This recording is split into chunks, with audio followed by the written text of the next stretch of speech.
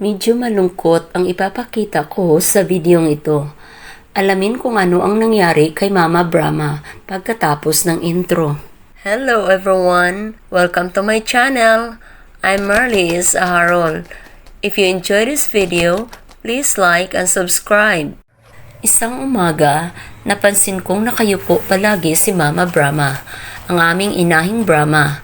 Lahat ng Brahma namin ay sa kanya nang galing. Parang masama ang kanyang pakiramdam, kaya nilapitan ko siya at tiningnan. Nagulat ako kasi ganito na ang kanyang mukha.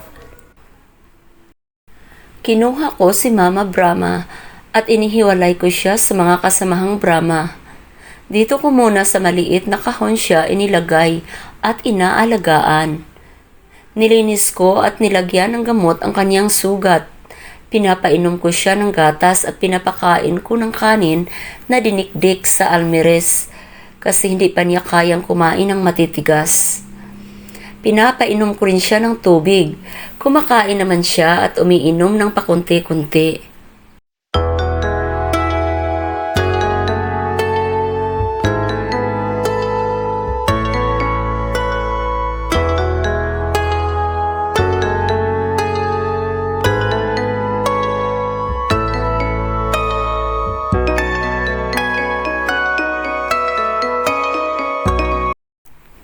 Kinabukasan, ganito na ang kalagayan ni Mama Brahma.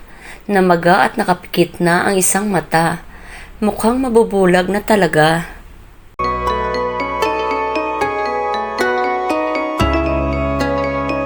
Sinabunan ko ang kanyang dibdib at mga paa kasi marumi na. Pagkatapos blinower ko ito.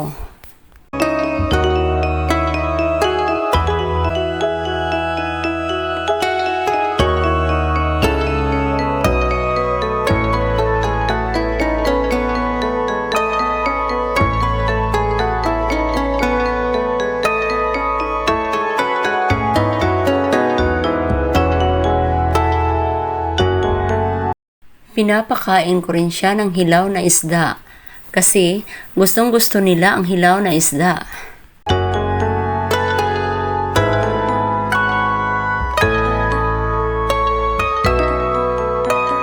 Patuloy kong binublower ang balahibo ni Mama Brahma hanggang sa ito ay matuyo.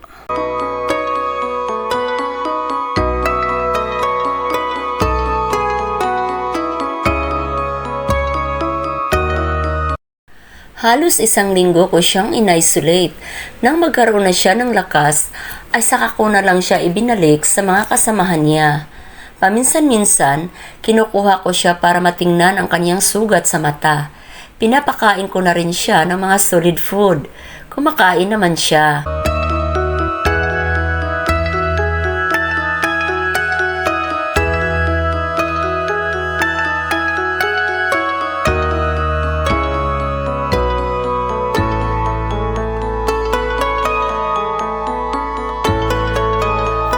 Salamat naman at nag-improve na talaga ang kalagayan ni Mama Brahma. Normal na siyang nakakagalaw.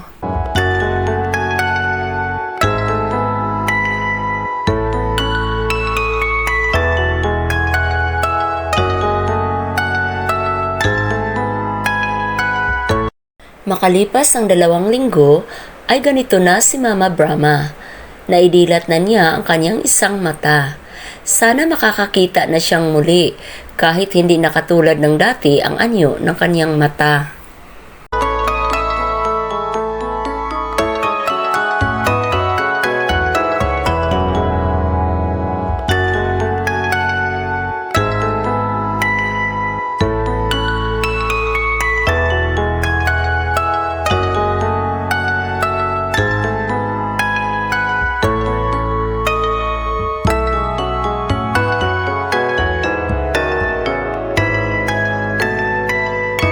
Thank you for watching!